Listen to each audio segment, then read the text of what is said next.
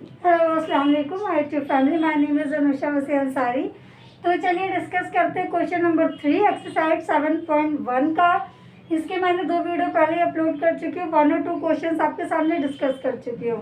तो यहाँ पे सबसे पहले क्या कर रहा है, अभी तक हमने जितने भी करे थे वो 2 पॉइंट्स वाले करे थे। यहाँ पर हमारे 3 पॉइंट्स वाले हैं।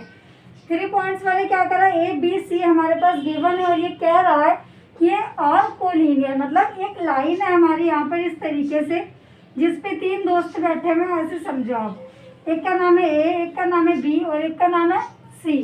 तो जो ए है उसकी पोजीशन क्या है, ये कह रहा है 1,5 और बी की पोजीशन है 2,3 और सी की पोजीशन है -2 -11। तो यहाँ पर आपसे कह रहा है अगर ये तीनों पॉइंट सेम है तो ये कोलिनियर है। कभी भी आपको 3 आ जाए तो हमेशा डिस्टेंस फॉर्मूला 2 ही पॉइंट्स का अप्लाई होता है। तो इनके पेयर बना लो। सबसे पहले क्या निकालेंगे हम, ए बी, फिर हम जाएंगे बी सी पर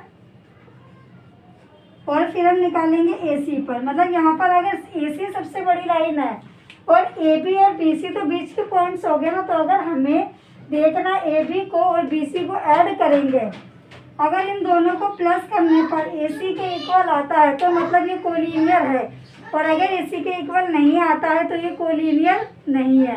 ये इसकी फॉर्मूला होता है कि एक लाइन है सबसे बड़ी, वो ए सी हो गई। अब अगर हम छोटा पार्ट दोनों पार्ट्स को ऐड कर देंगे तो हमारा कितना आ जाएगा, ए सी आ जाएगा। तो ये कह रहा है अगर A B plus B C को ऐड करोगे, ए सी आ गया तो ये कोलिनियर बन रहे हैं, अदरवाइज ये कोलिनियर नहीं बन रहे हैं। तो यहाँ पे सबसे पहले वही पार्ट हम ए बी वाला निकालेंगे और ए बी में डिस्टेंस फॉर्मूला अप्लाई करेंगे। मैंने कह दिया कि ए बी और बी सी को दोनों को प्लस करके ए सी के इक्वल आना चाहिए। अगर ये 6 है तो ये 3 + 3 आना चाहिए। अगर ये 3 है और ये 7 आ रहा है और ये 6 है तो ये कोलिनियर नहीं है। ठीक है,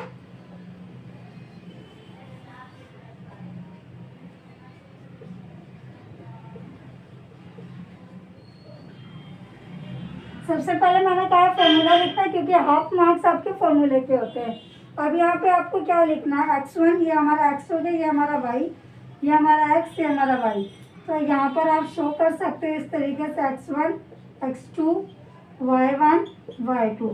ये मैंने कहा क्वेश्चन के बीच में नहीं, आप यहाँ साइड में भी लिख सकते हो। तो हमारा आ गया 1 5 2 3।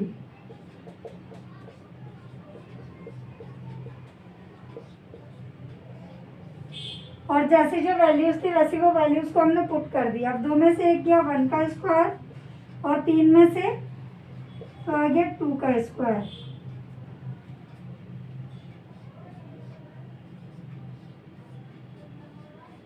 अब जो ए बी की वैल्यू आई है वो कितनी आई है, √5 आई है।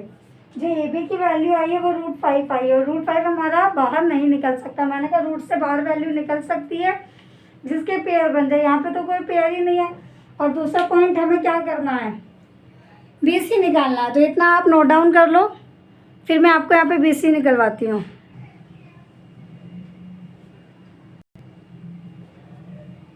तो यहाँ पर आपने ए बी निकाल लिया, अब आपको क्या निकालना है, बी सी निकालना है। हर स्टेप में सबसे पहले आपको फॉर्मूला लिखना है। फॉर्मूला कोई रटने वाली चीज़ नहीं है। आप जितना प्रैक्टिस करोगे, फॉर्मूला जितनी बार लिखोगे ना, आपको लिखते लिखते याद हो जाएगा। तो ये नहीं कहते कि आप रट्टाफिकेशन करो। मैथ कोई रटने का सब्जेक्ट है ही नहीं। मैथ हमेशा समझने का, समझ के चलोगे आपको हमेशा याद रहेगा। अगर रट कर चलोगे तो आप भूल जाओगे। अब सेम यहाँ पर ही, यहाँ पर लिख लो x1 x2।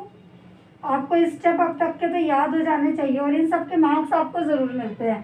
कोई बच्चा कहे फालतू की चीज़ें हम डायरेक्ट लिख सकते हैं, आप ज़रूर डायरेक्ट लिख सकते हो, लेकिन फिर अगर आपको सीबीएसई में पूरे मार्क्स चाहिए तो करना ही पड़ेगा। 10-12 तक तो हमें सारी चीज़ें लिख के ही दिखानी पड़ेंगी ना।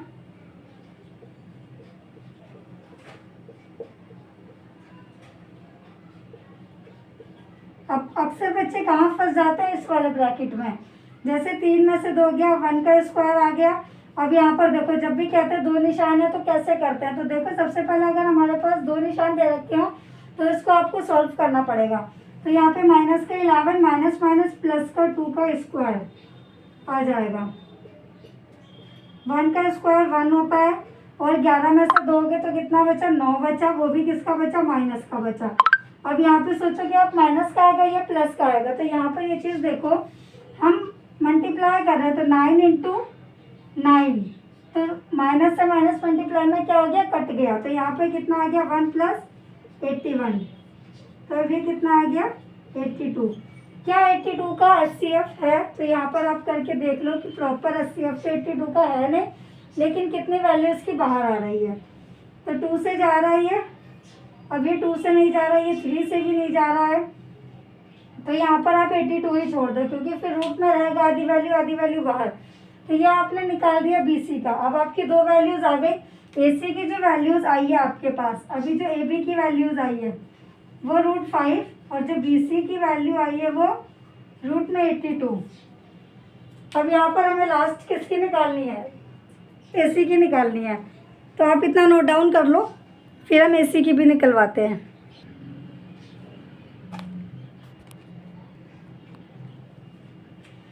अब यहाँ पर लास्ट देखो मैं क्या निकालना है, AC, तो यहाँ पर कौन सी वैल्यू आएगी, A की, और यहाँ पर कौन सी वैल्यू आएगी, C की। तो सेम फॉर्मूले के साथ हम अप्लाई कर देंगे। अभी मैंने समझाया आपको कि अगर दो दो ब्रैकेट्स होंगे तो आपको कैसे सॉल्व करना है।